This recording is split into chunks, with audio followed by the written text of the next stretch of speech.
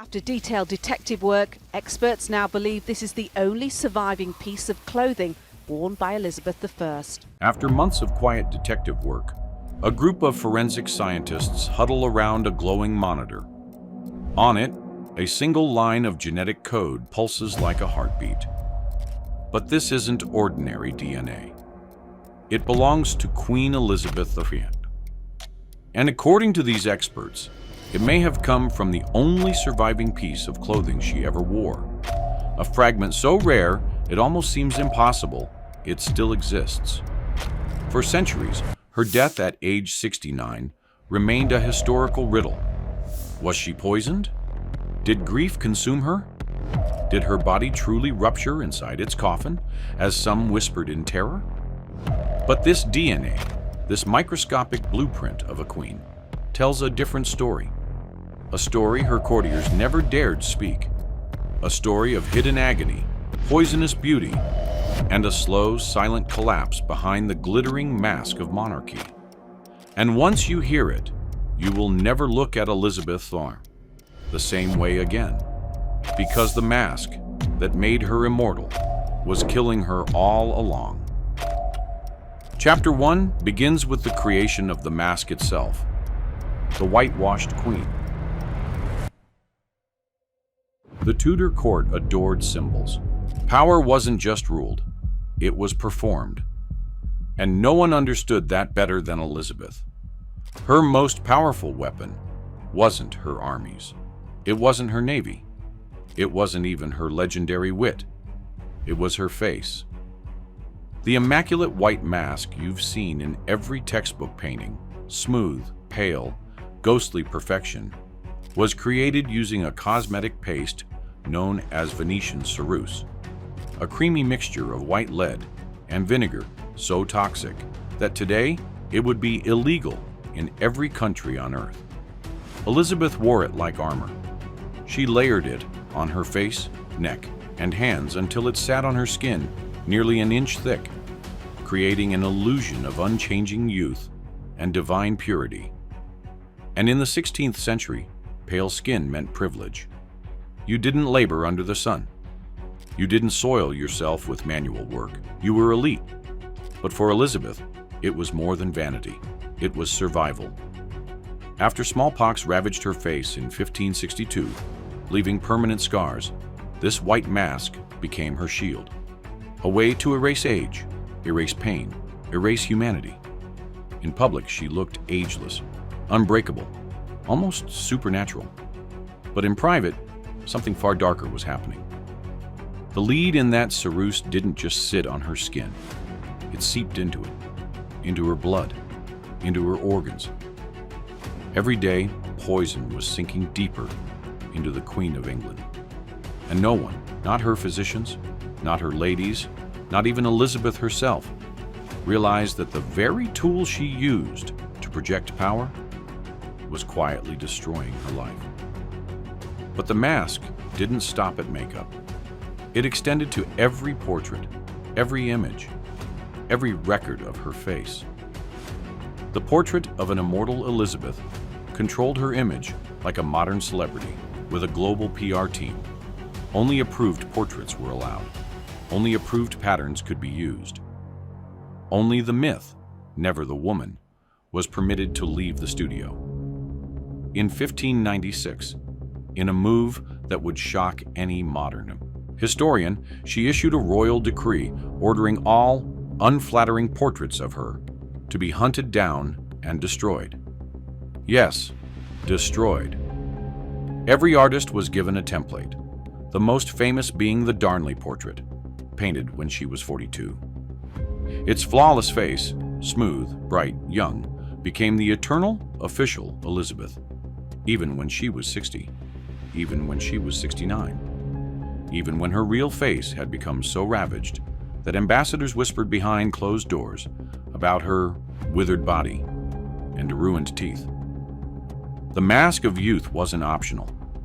It was policy. It held her kingdom together. For if her enemies saw weakness, if they saw age, if they saw anything less than divine authority, everything she built could shatter. But behind that mask, her real body was collapsing. And no portrait could hide the truth forever. Because as she entered her final decade, the cracks in the illusion began to show and then rapidly widen. The slow collapse. By 1600, Elizabeth was 67 years old. For a Tudor monarch, this was nearly miraculous. Yet the woman who once commanded armies with a gesture was now consumed by a private storm of pain, regret, and poisoning. Her world was falling apart. The advisors she trusted, Cecil, Walsingham, were dead. The ladies-in-waiting who had grown up with her were gone. She was surrounded by ambitious men she barely trusted. But the deepest wound was Robert Devereux, the Earl of Essex, her beloved, reckless favorite, the man she relied on almost like a surrogate son, and the man she ultimately executed. Eyewitnesses say she never recovered from signing his death warrant. Her cousin wrote that she would sit alone in dark rooms, weeping for Essex, whispering apologies to the shadows. And then there was her body. Her legendary sweet tooth had finally taken its toll. Her teeth were blackened stumps.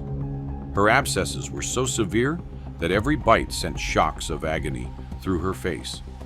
Her gums oozed infection. Worse, decades of lead and mercury exposure had eaten away at her skin, her nerves, her hair.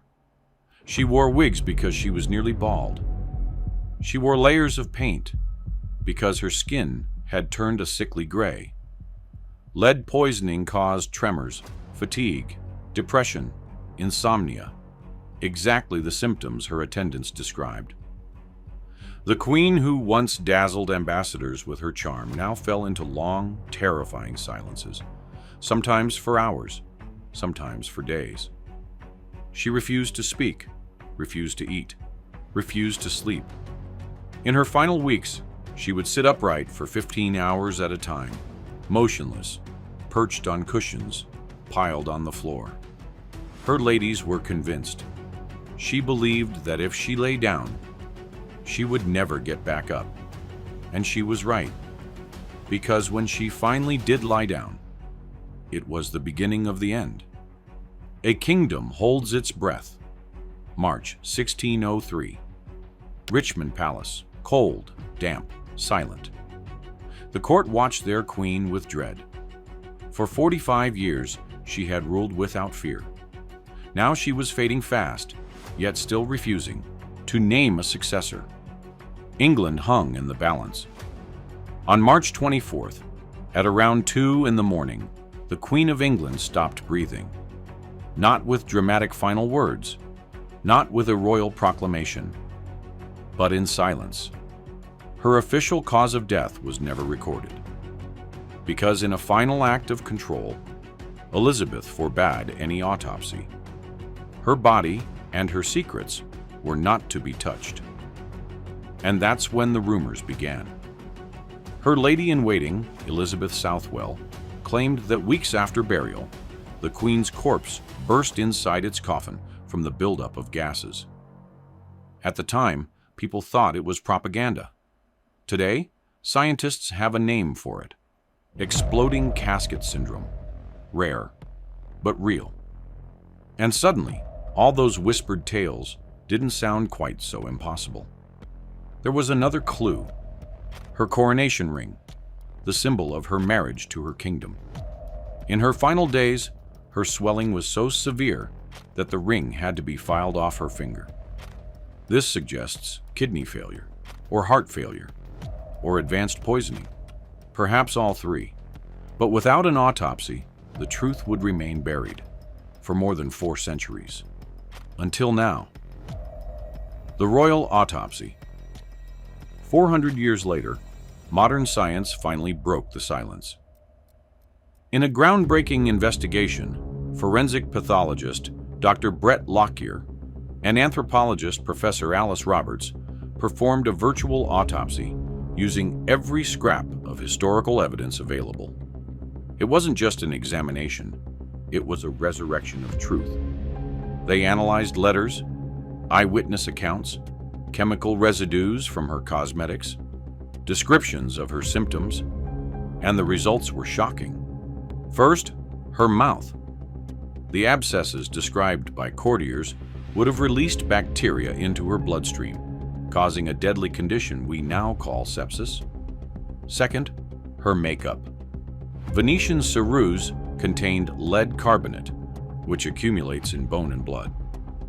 Roberts confirmed chronic lead poisoning could explain Elizabeth's hair loss, tremors, depression, fatigue, and mental collapse.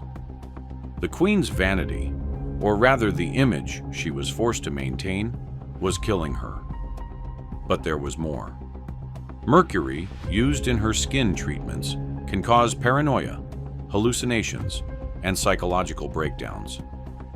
Some of her late-life behavior, refusing to sleep, muttering to herself, long periods of silence, fits Mercury madness almost perfectly.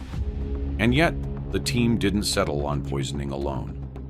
They pointed to a devastating trifecta: sepsis from dental infection, lead poisoning from cosmetics, organ failure from chronic stress and malnutrition. Elizabeth wasn't murdered. She wasn't poisoned by rivals. She was destroyed by the very mask she used to rule. A queen undone by her image, a monarch consumed by her myth, a woman crushed beneath the burden of remaining immortal. But even in death, she had one final secret left to reveal: the true legacy of the Virgin Queen. Now we know the truth. Elizabeth, I didn't die from treachery. She didn't die from a broken heart. She didn't die from a single illness. She died from a lifetime of sacrifice. She gave up her face to rule. She gave up her body to appear unchanging. She gave up her personal grief to remain a symbol. She gave up her health to project divine strength. And the deeper you look, the clearer it becomes. Her greatest weapon, her greatest illusion, her greatest myth, was also her greatest weakness. The white mask of the Virgin Queen didn't just hide her flaws. It hid her suffering. It hid her humanity. And it hid the catastrophic price she paid to hold a divided kingdom together. Elizabeth I crafted her immortality, but the cost was her life. A final question for you. For centuries, Elizabeth has been remembered as Gloriana, the invincible queen who never aged and never wavered. But now that you know the truth, now that the mask has finally cracked, does it change how you see her? Was her strength a miracle or a tragedy, or both? Let me know your thoughts below. And if you want more hidden stories, forgotten mysteries, and historical revelations like this one, be sure to like and subscribe. Because history's greatest icons often hide their darkest truths just beneath the surface.